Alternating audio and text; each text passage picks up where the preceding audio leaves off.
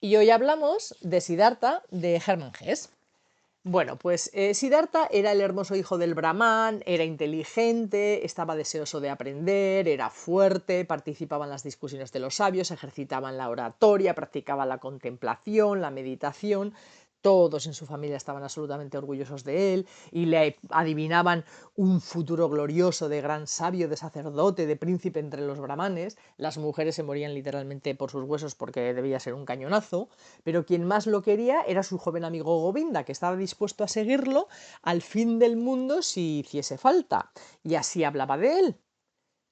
Este nunca será un brahman común y corriente, un indolente sacrificador, un ávido mercader de ensalmos, un orador vacuo y vanidoso, un sacerdote maligno y astuto, ni tampoco uno de esos corderos bonachones y necios que integran el gran rebaño. No, y tampoco él, Govinda, deseaba ser así, uno más entre la enorme grey de los brahmanes. Quería seguir a Siddhartha, el amado, el magnífico, y el día en que Siddhartha llegara a ser un dios, el día en que se incorporase al número de los gloriosos, Govinda estaba dispuesto a seguirlo en calidad de amigo, acompañante, criado, escudero y sombra.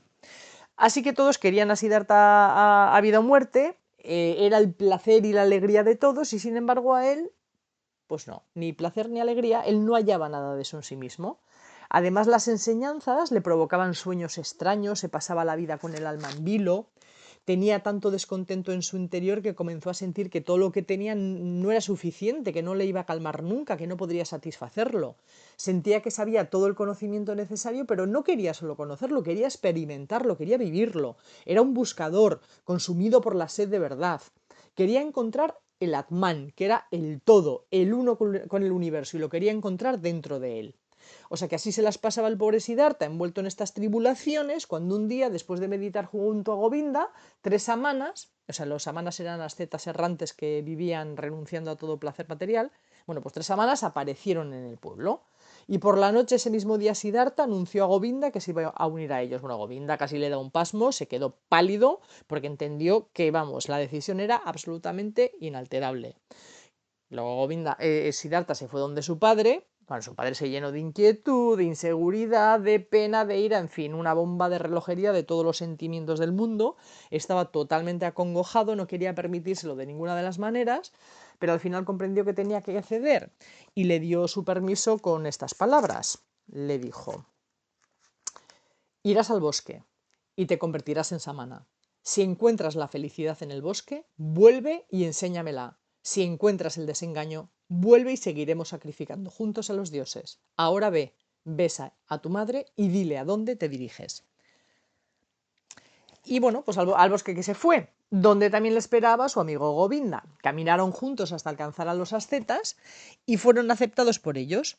Hicieron 28 días de ayuno, les creció el pelo, la barba, las uñas, y luego cuando estaban llegando un día a la ciudad, Siddhartha pensó: al atravesar una ciudad veía gente bien vestida, vio negociar a muchos mercaderes, vio príncipes que iban de cacería, gente enlutada que lloraba a sus muertos, prostitutas que se ofrecían, médicos que curaban enfermos, sacerdotes que fijaban el día de la siembra, amantes que se amaban, madres que amamantaban a sus hijos, y encontró todo aquello indigno de su mirada.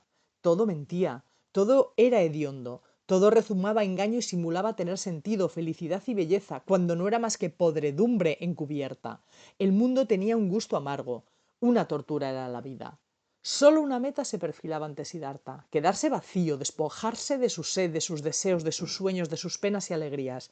Deseaba morir para sí mismo, no ser más él, hallar paz y tranquilidad en su corazón vacío, permanecer abierto al milagro despersonalizando el pensamiento.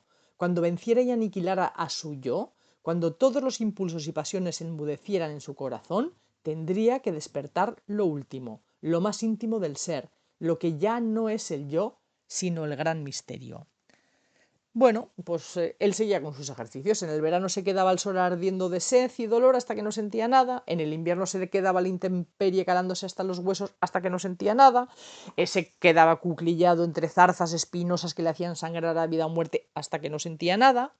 Aprendió a ahorrar aliento y a vivir con poco aire, a reducir sus pulsaciones hasta casi anular los latidos de su corazón, aprendió a practicar la despersonalización, entonces por ejemplo veía una garza y se convertía en ella sintiendo todo lo que la garza había vivido, o por ejemplo veía a un chacal muerto y se introducía en su cadáver haciendo todo el viaje de vida de ese animal hasta la muerte. Aprendió con los ascetas muchos caminos para alejarse del yo, pero claro, 1000 veces lo había abandonado para permanecer días en el no yo, pero siempre volvía al punto de partida, o sea, no había manera de alejarse del yo totalmente. El retorno al yo era inevitable y volvía a sentir la tortura del ciclo, la rueda que vuelve. Sentía que todo lo que estaba aprendiendo podía haberlo hecho, pues bueno, en cualquier taberna de borrachos, porque lo único que hacía era pues ejercicios para huir del yo, exactamente lo mismo que hace un alcohólico cuando bebe, pues huir de sí mismo. O sea, que se sentían lejísimos de la sabiduría y de la liberación, que era lo que él buscaba, ¿no? El nirvana. Sentía pues, que caminaba en círculos, que es lo que desde luego es la peor manera de caminar. Pero su amigo Govinda, su inseparable amigo, con quien compartía todas sus inquietudes y tribulaciones y preocupaciones, pues le aseguraba que no, a ver, tranquilo, Siddhartha, que parece que caminamos en círculos, pero no, que hacemos pequeñitas espirales. Pero Siddhartha empezaba a sospechar que solo existía un conocimiento que estaba en todas partes, que es lo que hemos hablado antes, el Atman, y que se hallaban todos él y además no tenía mayor enemigo que precisamente ese de querer saber cómo quería él a lo loco y querer aprender. Entonces, claro, cuando le comentaba esto, Govinda se angustiaba ante esas palabras, porque entonces el sentido de su mundo se caía como un castillo de naipes, ¿no? ¿Qué quedaba entonces de todo lo que le parecía sagrado? O sea, de la sacralidad de la oración, la dignidad de la casta brahmánica de la que ellos provenían, la santidad de los amanas. Todo se iba a tomar por el Santísimo Riau, ¿no? Y claro, pero pues bueno, pasan los años, ya habían pasado 3 años con los samanas cuando oyeron hablar de Gautama, el sublime, del Buda, que había superado el sufrimiento y había detenido la rueda de reencarnaciones. Y bueno, y todo Dios, los príncipes, los brahmanes, se arrodillaban ante él porque era, vamos, lo nunca visto.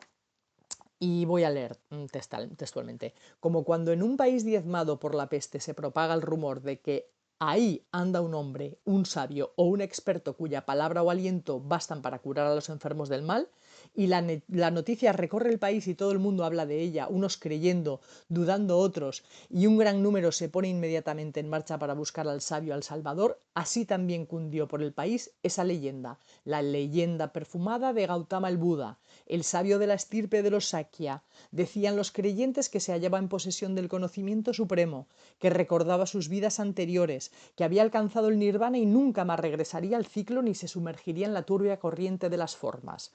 Muchas historias fabulosas e increíbles se tejieron sobre su persona. Había hecho milagros, vencido al demonio y conversado con los dioses. Pero sus enemigos y los incrédulos pretendían que el tal Gautama era un seductor vanidoso que pasaba sus días inmerso en toda suerte de placeres, despreciaba los sacrificios, no era sabio e ignoraba las prácticas religiosas y la mortificación. Pues bueno, en un mundo enfermo, como por ejemplo el actual, por cierto, donde la vida era difícil de soportar y se iba extendiendo la leyenda del Buda, despertando la esperanza en los jóvenes, o sea, era algo necesario. Govinda fue entusiasmado a donde Siddhartha a proponerle que fuesen a la búsqueda del Buda, a escuchar sus enseñanzas. Para Siddhartha la fe en la palabra de los maestros ya se había tornado débil de narices, pero bueno, accedió a buscarlo y a escucharlo. Total, que se va todo humilde a donde el mayor de los viejos samanas con el que había pasado estos 3 años para comunicarle su decisión de abandonarlos, y el viejo se pone como un basilisco, tú. Le montó un Cristo monumental a grito pelao. Y entonces Siddhartha dice, bueno, pues ahora mismo voy a aplicar mis enseñanzas. Y entonces pudo, con todas las enseñanzas que le había dado, hechizar al viejo y le obligó a comportarse con educación, y a desearles buen viaje y lo mejor para su inminente cambio. Total, que los dos amigos emprenden el viaje, llegan al lugar donde estaba el Buda. Estaba llenísimo de gente, había creyentes, curiosos, peregrinos, gente que había pernoctado allí y salían hacia la ciudad con su platillo para pedir limosna. Esto lo hacían todos, y entre todos ellos estaba el Buda. Era exactamente igual a todos los demás y a la vez completamente distinto. Y ambos dos, que ya llevaban toda esta serie de aprendizajes, le distinguieron, vamos, inmediatamente, por su perfecta serenidad y por la paz y la luminosidad que emanaba de su figura. Govinda estaba contentísimo porque iba a escuchar su doctrina. Bueno, pues Siddhartha ya sabéis que no tanto, porque ya no creía que le fuese a enseñar nada nuevo. Govinda estaba ya en otra, o sea, Siddhartha estaba en otra ruedita. Entonces, después de escucharle, Govinda fue a pedir al Buda que lo aceptase como discípulo, y el Buda sí lo hizo. Y Siddhartha, sin embargo, no quiso seguirlo. Y fue aquí donde, con todo el dolor de su corazón, Govinda y Siddhartha se separaron por primera vez en la vida. Siddhartha estaba feliz por fin de que su amigo hubiese encontrado su camino y le incitó a seguirlo hasta el final.